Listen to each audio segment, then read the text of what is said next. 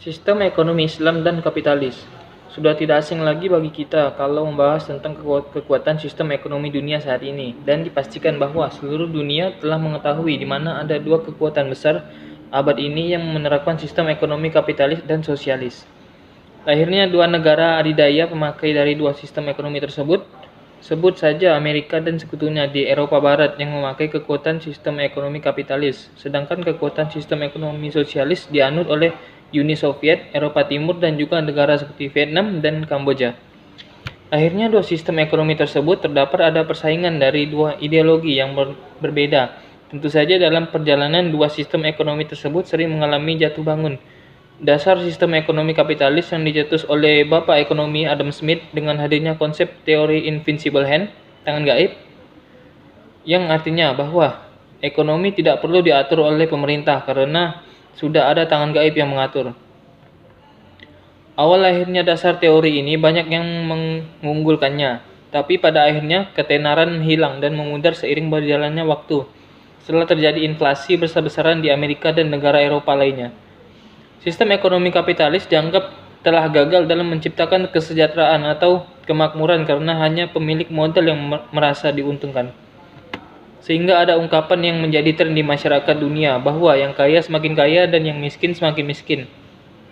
Dampak dari penerapan sistem ekonomi kapitalis ini mengakibatkan banyak yang terkena PHK, membuat pailit bank-bank di dunia. Banyak pekerja menganggur, dan yang paling parah adalah timbulnya krisis ekonomi besar-besaran yang terjadi di Eropa dan berdampak pada seluruh dunia yang dikenal dengan sebutan krisis ekonomi global. Gagalnya sistem ekonomi kapitalis yang berdampak pada krisis ekonomi global, maka kesempatan dan peluang ini digunakan oleh penganut Keynesian untuk menerapkan sistem ekonomi baru yang diperoleh oleh Karl Marx, di mana sistem ini mengkritik atas pemikiran Adam Smith yang dianggap telah gagal. Penerapan sistem ekonomi sosialis dengan sistem tersentral ini menitik beratkan pada perbedaan pemodal dan kaum buruh yang artinya bahwa negara pemilik otoritas penuh terhadap kekuasaan dalam mengatur jalannya roda perekonomian suatu negara. Namun sistem ekonomi sosialis ini dianggap telah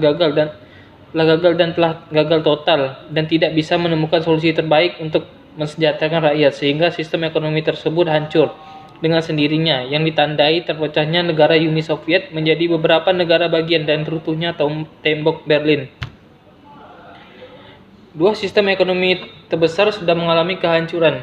Dua sistem ekonomi tersebut adalah sistem ekonomi kapitalis dan sosialis, sehingga menyebabkan dunia mulai mencari lagi sistem ekonomi terbaru terbaik untuk bisa mensejahterakan dunia dengan memunculkan pemikiran baru seperti dengan menggabungkan antara sistem ekonomi kapitalis dan sosialis yang biasa dikenal saat ini dengan sebutan ekonomi campuran.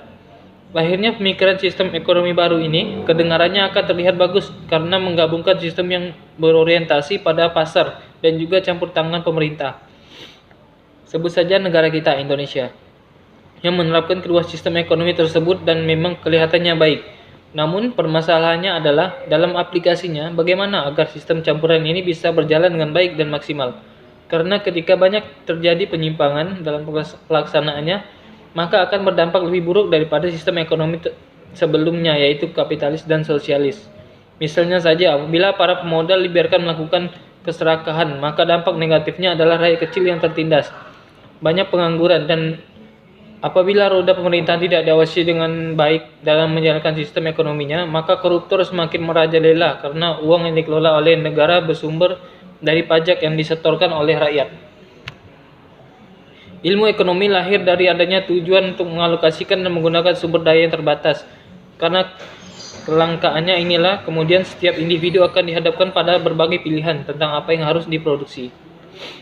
Bagaimana memproduksinya, untuk apa, bagaimana membagi produksi dari waktu ke waktu, serta bagaimana mempertahankan dan menjaga tingkah pertumbuhan produksi tersebut.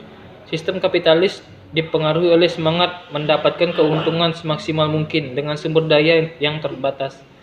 Sistem ekonomi kapitalis memiliki beberapa kecenderungan, antara lain kebebasan memiliki harta secara perorangan, kebebasan ekonomi, persaingan bebas, serta ketimpangan ekonomi.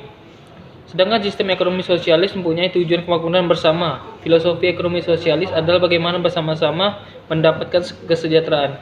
Ciri-ciri ekonomi sosialis diantaranya pemilik harta oleh negara, kesamaan ekonomi, dan disiplin politik. Selain kedua sistem tersebut, kita juga mengenal ekonomi Islam. Tentu berbeda dengan sistem ekonomi kapitalis yang didasarkan pada ajaran kapitalisme dan juga berbeda dengan sistem ekonomi sosialis yang didasarkan pada ajaran sosialisme. Memang dalam beberapa hal, sistem ekonomi Islam merupakan kompromi antara dua sistem tersebut. Namun dalam banyak hal sistem ekonomi Islam berbeda sama sekali dengan kedua sistem tersebut. Sistem ekonomi Islam memiliki sifat-sifat baik dari kapitalisme dan sosialisme. Namun terlepas dari sifat buruknya, sistem ekonomi Islam bersandar pada nilai-nilai ilahiyah, tidak serta-merta berdasarkan kepada akal pemikiran manusia semata.